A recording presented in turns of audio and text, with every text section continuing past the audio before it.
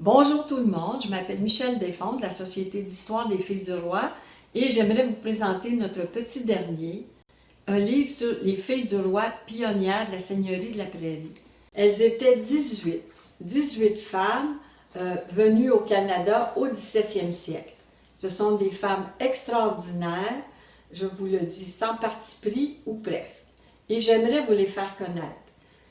D'abord, expliquons qu'au 17e siècle, quelques années avant qu'elles viennent ici, parce que la plupart, comme on va le voir, sont arrivées en 1670 et après, c'était impossible de venir vivre à la prairie, c'était suicidaire, à cause, entre autres, de la proximité de la rivière aux Iroquois, la rivière au Richelieu d'aujourd'hui, et de tous ces petits chemins, ces rivières qui menaient au lac Champlain, à l'Iroquoisie et à la Nouvelle-Angleterre, où on pouvait trouver une population de 70 à 80 000 personnes, alors qu'ici, on était à peine 3 à 4 000.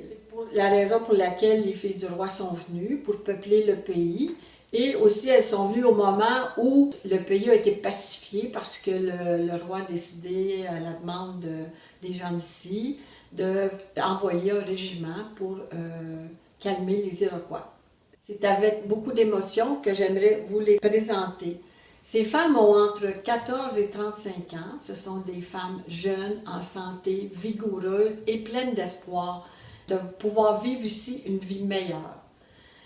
J'aimerais vous faire entendre le témoignage d'une de ces femmes, une jeune fille de 15 ans qui vit à Paris en 1670 et qui s'apprête à s'embarquer dans un navire en destination de la Nouvelle-France.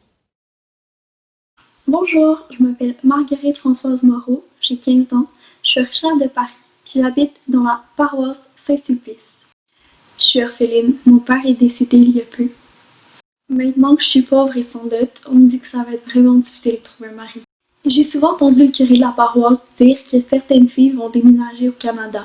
Elles ont maintenant une terre, des enfants, une maison. Elles mangent même à leur faim. Elles ont pu choisir leur mari. On peut pêcher, chasser, faire les tâches quotidiennes. On a besoin de filles à marier là-bas. Je connais plusieurs filles du voisinage qui sont parties et qui ont trouvé un mari. Le voyage a été payé par le roi, puis leur établissement aussi. On m'a dit que la traversée peut être longue et difficile. Je sais pas ce qui m'attend là-bas. Et comment c'est vivre sur une terre? J'ai toujours vécu en ville. Je me demande vraiment, ça sera quoi ma vie là-bas? Marguerite Françoise Moreau sera parmi les premières qui viendront s'établir à la prairie, parce que les femmes qui vont venir ici sont celles qui sont arrivées plus tôt en 1670 et plus tard. Seulement 2 arrivées en Nouvelle-France en 1665 et 1666, mais elles vont s'établir avec leur mari, là, les enfants qu'elles auront à ce moment-là, à la prairie. Marguerite Françoise va s'établir, elle, va passer par l'agence matrimoniale de Marguerite Bourgeois à Montréal, où elle va rencontrer son mari Mathieu Faye, et elle va venir s'établir avec lui parce qu'il a déjà une terre à la prairie, sur les 2 terres en fait, chaque côté de la rivière Saint-Jacques. Et puis elle va connaître aussi les autres femmes arrivées peu après, Catherine Ducharme, qui va s'établir, elle, au Mouille-Pied, et les autres de la Côte-Saint-Lambert, Marguerite Richer, Marguerite Thénard, etc. Et quand on voit ces femmes-là prendre vie devant nous, on est sidéré par le courage et l'énergie qu'elles avaient. Que je pense à Marie-Madeleine Hébert qui déménage de ville en ville avec son meunier de mari et avec ses enfants, puis elle va en avoir 11, Catherine Ducharme puis ses 18 enfants. La menace iroquoise qui va planer au-dessus de la vie de ces femmes-là au bout d'une quinzaine d'années, parce que les guerres iroquoises et intercoloniales aussi reprennent à la fin des années 80, et on va voir certaines partir de Chambly, aller à Québec, venir à la prairie, certaines de la prairie partir, puis aller à Montréal, mais toutes ont une vie qu'il est intéressant de connaître, et une vie très exceptionnelle. On connaît des femmes de cette époque, les femmes d'exception qui étaient Marie de l'Incarnation, Jeanne Mance, Marguerite Bourgeois. Mais femmes obscures, anonymes, héroïnes, telles que l'énonce Daniel Pinsonneau dans l'introduction, Ces 18 filles du roi de la prairie méritent qu'on fasse pleine lumière sur elles. Parce que si on est là, c'est grâce à elles. Elles nous ont mis au monde et le pays avec nous, comme l'a si bien dit Anne Hébert. Alors, je vous invite à prendre connaissance du livre. Vous y trouverez aussi d'autres textes qui viennent un peu compléter les informations qu'on peut avoir sur la vie à cette époque-là, qui nous font comprendre un peu de l'intérieur les réactions, les comportements, etc.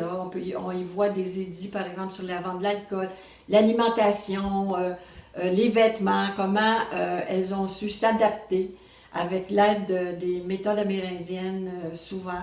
À la fin, on trouve aussi une annexe, un don en fait du comité de paléographie de la Société d'histoire de la prairie de la Magdeleine qui nous permet, parce qu'on a transcrit les actes de concession des Jésuites aux époux des filles du roi, puis on peut retrouver exactement à quel endroit ils vivaient et plein d'autres informations intéressantes.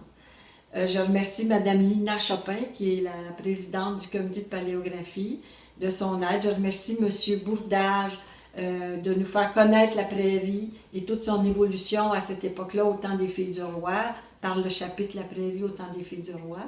Et je remercie Marie Royale, qui est notre coordonnatrice en chef pour l'équipe de rédaction et de chercheurs, là, composée de 17 personnes. En fait, l'intérêt de faire connaître les filles du roi qu'ont manifesté Manon Thibert et Solange Lamarche là, pour les filles du roi de leur région. J'ajouterai en conclusion l'invitation d'Irène Bello dans la présentation du livre de venir découvrir le matrimoine légué par ces femmes. Merci.